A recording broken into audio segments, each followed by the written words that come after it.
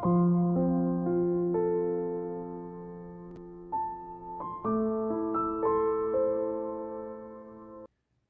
Bapak Ibu Saudara yang terkasih, di pagi ini kita mau memberikan hati kita untuk kembali diisi oleh kebenaran firman Tuhan sehingga kita selalu memiliki semangat yang baru. Amsal 18 ayat 14, orang yang bersemangat dapat menanggung penderitaannya, tapi siapa akan memulihkan semangat yang patah? Kita satu dalam doa mohon pimpinan Tuhan.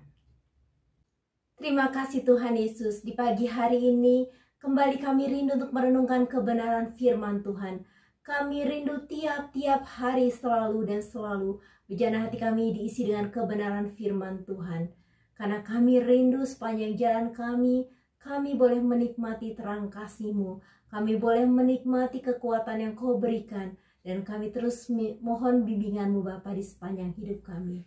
Terima kasih banyak Bapa, urapi hamba-Mu yang kami menyampaikan kebenaran firman Tuhan. Sucikan kuduskan bibir mulut hamba-Mu ini Bapa. Dan berkati setiap kami Bapa, agar benih kebenaran firman Tuhan tumbuh dalam hidup kami. Dalam nama Tuhan Yesus kami sambut firman Tuhan. Haleluya. Amin. Tema kita pagi ini adalah kekuatan dalam kelemahan. 2 Korintus 12 ayat 9. Tapi jawab Tuhan kepadaku, cukuplah kasih karuniaku bagimu, sebab justru dalam kelemahanlah kuasaku menjadi sempurna. Sebab itu terlebih suka aku bermegah atas kelemahanku supaya kuasa Kristus turun menaungi aku. Kelemahan seringkali membuat banyak orang semakin melemah dan tidak berdaya. Namun tidak demikian halnya dengan Rasul Paulus. Mengapa Rasul Paulus tetap kuat dalam kelemahannya? Karena Rasul Paulus sungguh-sungguh menyadari bahwa ada Kristus dalam kehidupannya yang tidak pernah membiarkan dan meninggalkannya seorang diri. Tokoh Alkitab lainnya yang meskipun menderita dalam hidupnya, contohnya Ayub, ia justru mengumandangkan bahwa Allah mampu memberikannya nyanyian pujian di waktu malam. Demikian juga dengan Asaf. Sekalipun ia merasa tertekan, dia menghibur dirinya dengan pujian kepada Allah di kala malam. Allah sanggup memberi lagu dalam hati kita walau waktu malam terbenam. Malam sering digambarkan sebagai kekelaman, kesunyian, kehampaan. Namun di malam yang senyap sekalipun Allah tetap hadir dalam hidup kita dan Dia sanggup memberikan kita kekuatan dalam kelemahan. Luther Bridges, pemuda asal North Carolina, mulai berkhotbah pada usia 17 tahun ketika dia berkhotbah di Asbury College di negara bagian Kentucky, Amerika Serikat. Dalam beberapa saat lamanya, dia mendapatkan reputasi sebagai seorang pendeta, penginjil, dan perintis gereja, church planter yang efektif. Tuhan mengaruniakan kepadanya seorang istri yang baik dan 3 orang anak laki-laki pada tahun 1910. Ketika Luther berusia 26 tahun dan masa depan terlihat cerah, dia membawa istri dan anak-anaknya ke rumah keluarga sang istri. Mereka akan tinggal bersama mertua Luther sementara dia melakukan perjalanan khotbah atau preaching trip. Suatu malam yang sudah larut, seorang tetangga yang susah tidur bangun dalam kegelapan malam dan menengok keluar dari jendelanya. Dia sangat terkejut melihat api yang menyala-nyala di rumah mertua Luther. Dengan berlari sangat kencang, dia mencoba memberi peringatan, namun terlambat. Api sudah terlanjur menelan rumah itu. Kedua mertua Luther sempat menyelamatkan diri, tetapi istri dan anak-anak Luther meninggal dalam kejadian tersebut. Menurut beberapa sumber, selama proses pemulihan dari kepedihan yang sangat dalam, Luther menderita depresi berat yang hampir membuatnya bunuh diri.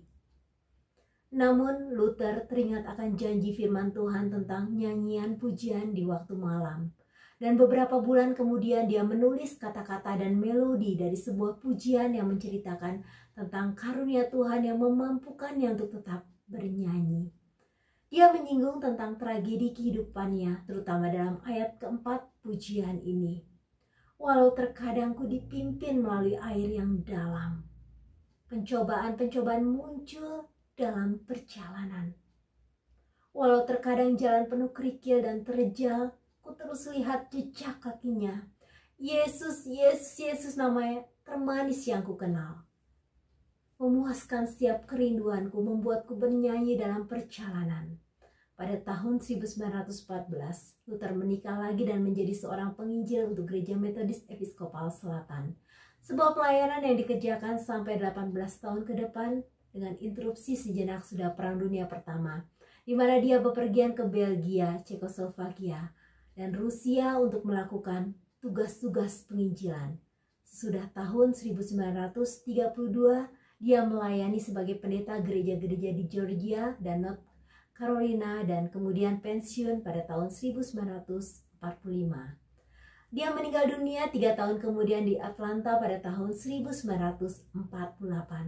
Inilah salah satu cerita yang diberikan oleh Robert G. Morgan dalam bukunya Dancing My Soul.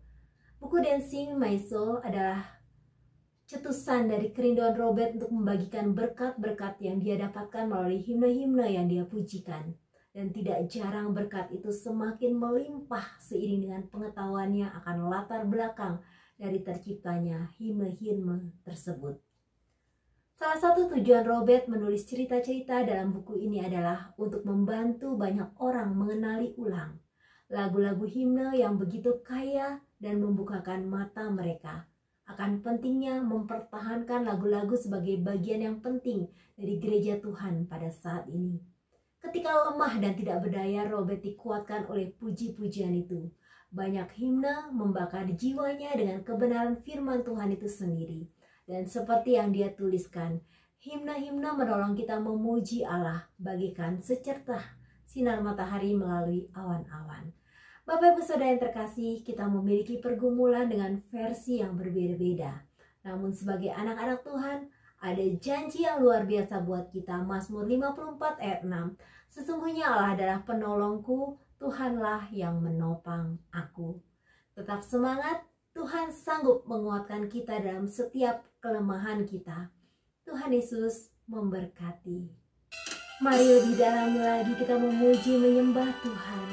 Dia tahu setiap hati kita, dia tahu setiap persoalan yang sedang kita hadapi. Dia sedang menilik hati kita. Mari kita menyembah Dia. Satu hal yang ku rindukan, ya Tuhan, selalu berada di dekat-Mu. Dengan segenap hati, dengan segenap jiwa, ku menanti di hadirat-Mu. Satu hal yang ku rindukan, ya Tuhan, selalu berada di dekat-Mu. Dengan segenap hati, dengan segenap jiwa, ku menanti di hadirat-Mu.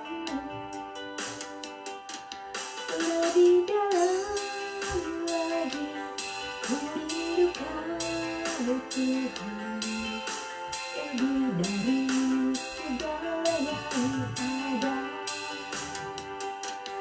Lebih dalam lagi ku cinta Kau Yesus, ku mengasihi-Mu.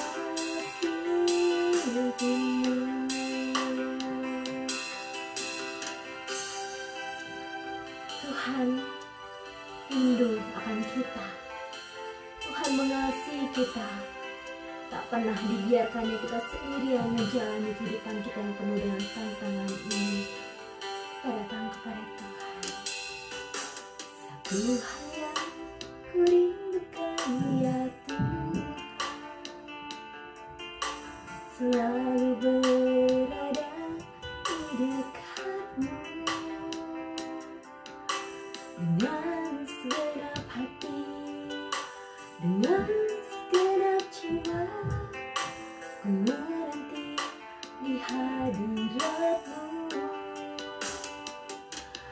Lebih dalam lagi ku rindukan Tuhan, lebih dari segala yang ada.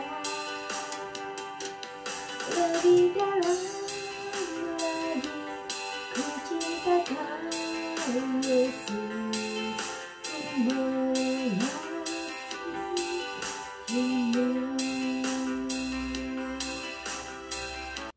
kasih banyak Bapa untuk janji-Mu yang meneguhkan dan menguatkan kami, untuk janji-janji-Mu yang menopang kami. Bahkan di dalam kelemahan kami, di tengah keterbatasan kami, kasih kuasa-Mu dinyatakan dengan sempurna untuk menopang kehidupan kami. Sehingga Bapa, kami bersyukur luar biasa memiliki Bapa yang begitu sayang terhadap kami. Bapa yang selalu menuntun setiap jalan kami, bahkan Bapa yang terus memberikan kekuatan bagi kami. Firman-Mu adalah kekuatan bagi kami. Firman-Mu adalah pelita dalam kehidupan kami. Ajar kami untuk terus haus rindu akan Engkau Bapa. Terima kasih kami mau menjalani hari ini dengan penuh sukacita dan kami tetap mau berjalan di dalam pimpinan-Mu Bapa. Terima kasih banyak Bapa, Engkau memberikan kami kekuatan bahkan di dalam kelemahan kami. Itu adalah hal yang luar biasa buat kami.